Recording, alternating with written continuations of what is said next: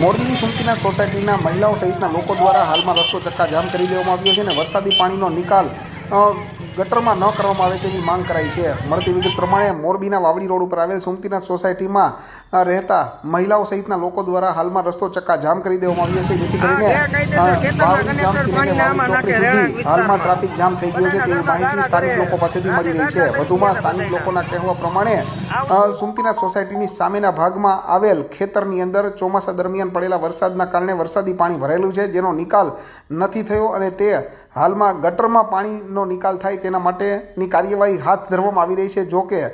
સુમતીનાથ સોસાયટીમાં આજની તારીખે પણ લોકોને ગટર ઉભરાવા સહિતની સમસ્યાઓ છે અને જો તેમાં આ વરસાદી પાણીનો નિકાલ કરવામાં આવે તો સમસ્યામાં વધારો થાય તેવી શક્યતા છે, જેથી કરીને સુમતીનાથ સોસાયટીના મહિલાઓ સહિતના લોકો દ્વારા અત્યારે રસ્તો ચક્કા જામ કરી દેવામાં આવ્યો છે અને આ વરસાદી પાણીનો નિકાલ ગટરમાં ન કરવામાં આવે તેવી માંગણી સ્થાનિક લોકો દ્વારા હાલમાં કરવામાં આવી રહી છે।